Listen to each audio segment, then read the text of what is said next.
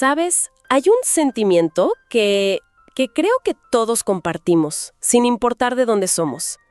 Es esa búsqueda de un hogar. Y no hablo solo de un techo y 4 paredes. Hablo de ese lugar donde sientes que perteneces, donde puedes ser tú, en paz. Es un anhelo muy, muy profundo. ¿De dónde viene esa necesidad casi instintiva de encontrar un lugar al que llamar de verdad nuestro hogar? Hoy vamos a sumergirnos justo en esa idea. Usaremos como mapa una lección que se titula Herederos de las promesas. Y el objetivo es descubrir cómo unas promesas muy antiguas sobre una tierra pueden darnos seguridad y propósito hoy. Es que fíjate, ese anhelo no es nuevo, para nada. Tiene sus raíces en el puro comienzo de la historia humana. La Biblia nos presenta esta imagen de un hogar perfecto, el Edén. Pero no era solo un jardín bonito, ¿eh? Era un estado de comunión total, de seguridad absoluta con Dios. Cuando se pierde ese hogar, la humanidad se convierte en esencia en peregrina. Empezamos a vagar, siempre buscando. Y ahí se pudo haber acabado todo, ¿no? Como una historia trágica. Totalmente. Pero lo increíble es que justo ahí Dios no dice se acabó. Al contrario, empieza a tejer un plan de restauración. Y ese plan empieza con algo muy tangible, la promesa de una tierra. Un nuevo hogar para personas como Abraham, Isaac, Jacob. Fue como encender una pequeña luz en medio de una oscuridad inmensa. Y aquí la historia da un salto enorme, unos 400 años más o menos. El pueblo de Israel, bueno, ya es una nación, pero ha pasado casi todo ese tiempo como esclavo en Egipto. Ahora son libres. Y al frente de ellos está Josué, un general.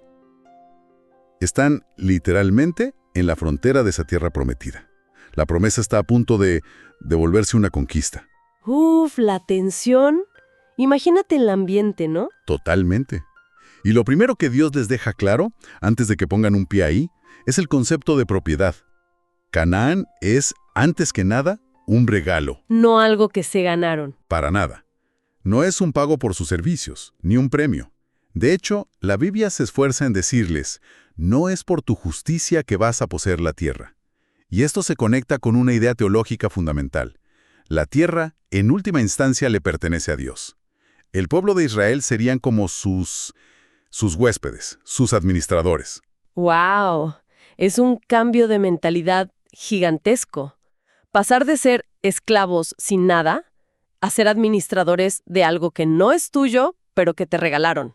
Exacto. Y ese regalo venía con una lección de dependencia, digamos, incorporada. Pensemos en Egipto. Su vida dependía del río Nilo, algo que, bueno, hasta cierto punto podían predecir y controlar. Claro, con canales de riego y todo eso. Exacto. Pero en Canaán la cosa cambiaba. Su sustento dependería de la lluvia. Algo que no puedes controlar. Cero control. No puedes almacenarla, no puedes dirigirla. Solo puedes mirar al cielo y confiar. Cada lluvia era un recordatorio constante de quién era la verdadera fuente de todo. Me encanta esa imagen. Pero claro, aunque la tierra era un regalo, no se la entregaron con un moño. Y aquí es donde la historia se pone muy, muy humana. Josué, ya anciano, después de años de batallas, escucha a Dios decirle algo que a mí me sonaría un poco desalentador, ¿eh? Le dice, queda aún mucha tierra por poseer. ¿Cómo? ¿Después de todo este camino aún falta? Y ese es un paralelo perfecto de la vida espiritual, ¿no crees? Totalmente. La salvación, la paz, el sentir que tenemos un propósito, son regalos. Gracia pura de Dios. Pablo lo dice en Efesios, es un don, no es por obras. Pero al mismo tiempo, en otra carta, nos dice que nos ocupemos de nuestra salvación, no para ganarla, ojo, sino para vivirla, para explorarla. Dios nos da la herencia, pero nos invita a pisar la tierra, a caminarla. A hacerla nuestra en la experiencia diaria. A hacerla nuestra, exacto. No es una posesión pasiva como tener un título guardado. Es una invitación activa. Precisamente. Y no es una invitación a luchar solos. Hay una escena increíble justo antes de la batalla de Jericó. Josué, imagínate, abrumado por la responsabilidad, se encuentra con un ser celestial, el príncipe del ejército de Jehová. Y la primera pregunta de Josué es: ¿eres de los nuestros o de los enemigos? La pregunta lógica. ¿Sí? Ninguno de los dos. Yo estoy al mando aquí. Es un recordatorio brutal para Josué y para nosotros, de que en nuestras batallas no se trata de que Dios se ponga de nuestro lado, sino de que nosotros nos pongamos del suyo. La victoria no dependía de la estrategia de Josué, dependía de la presencia de Dios. Esa idea de la presencia de Dios me hace pensar en cómo se organizaba la vida dentro de la tierra. No era solo conquistarla, sino vivir de una manera que reflejara el carácter de su verdadero dueño. Y he oído hablar de un concepto que parece sacado de una utopía, algo increíblemente radical incluso hoy, el jubileo. ¿Qué era exactamente? El jubileo, que encontramos en Levítico, es una de las ideas más revolucionarias de la Biblia. Y es mucho más que una ley económica. Es una ventana al corazón de Dios. Piénsalo como un gran botón de reinicio para toda la nación. Un botón de reinicio. Me gusta eso. Sí, se pulsaba cada 50 años y se basaba en 3 pilares. Primero, libertad. Todos los que se habían convertido en siervos por deudas quedaban libres. Segundo, restauración. Cada familia recuperaba la tierra ancestral que quizás había perdido por pobreza. Y tercero, el descanso. La tierra misma descansaba. No se sembraba nada. Un respiro total. A ver, para un momento. Porque el concepto es precioso, y lo entiendo. Pero suena casi imposible de aplicar en el mundo real. O sea, ¿hay evidencia de que Israel de verdad lo practicara? Porque, seamos sinceros, implicaría que la gente más poderosa renunciara voluntariamente a su ventaja económica cada 50 años. Eso choca de frente con la naturaleza humana. Y esa es una pregunta buenísima. Y muy honesta. Los académicos debaten mucho sobre hasta qué punto se aplicó al pie de la letra. Pero quizás lo más importante no es si lo cumplieron a la perfección, sino el principio que Dios estaba estableciendo. El jubileo era un antídoto, digamos, contra la desigualdad para siempre. Ah, claro. Era la forma en que Dios decía, en mi comunidad, la pobreza no será una sentencia hereditaria. Nadie podía caer tan bajo que no tuviera la esperanza de un nuevo comienzo. Protegía al vulnerable y le recordaba al poderoso que solo era un administrador. Nunca lo había pensado así. No era solo una ley social, era una declaración teológica. Que nadie podía golpear la mesa y decir, esto es mío para siempre. Exacto. La tierra siempre volvía a su propósito original, a la familia, porque en última instancia le pertenecía a Dios. Eso lo cambia todo. Lo cambia todo, y es un reflejo perfecto del Evangelio, ¿te das cuenta? El Evangelio es el gran jubileo espiritual. Borra las distinciones, nos pone a todos en el mismo nivel, necesitados de gracia. Cancela una deuda que era imposible de pagar y nos devuelve una herencia que habíamos perdido. El jubileo era el Evangelio en la práctica, un sistema divino de segundas oportunidades. Y eso me lleva a la pregunta inevitable. Toda esta historia es fascinante.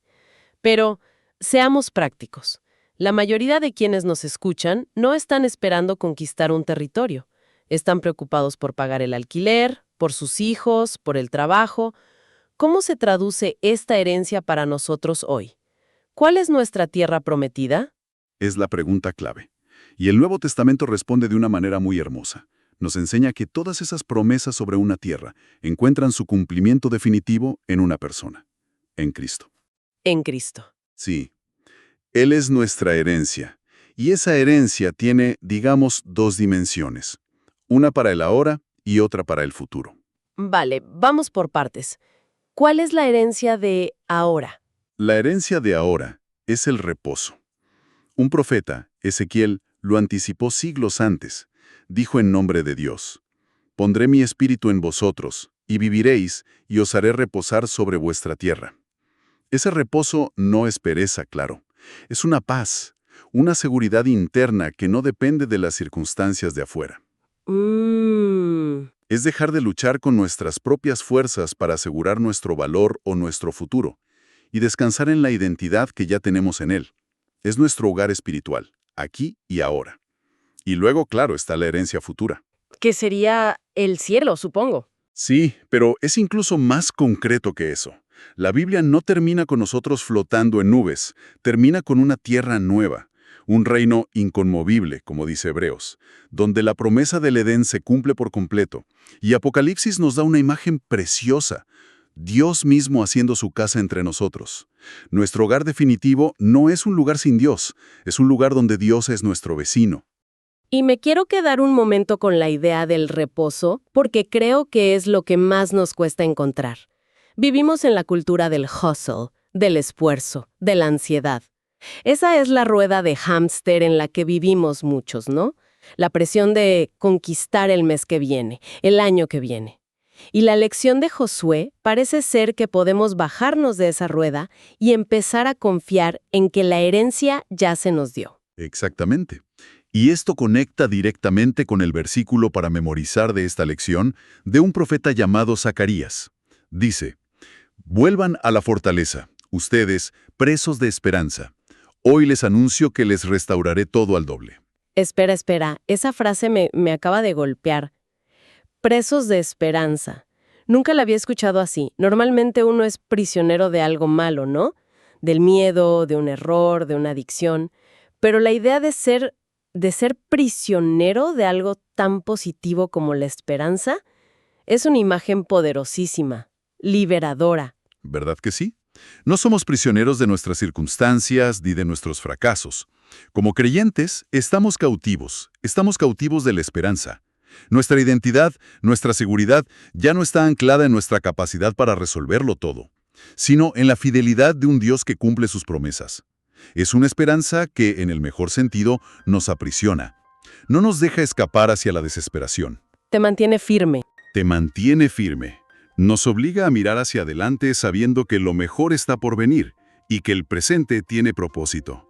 Haciendo un recuento del viaje de hoy, ha sido impresionante.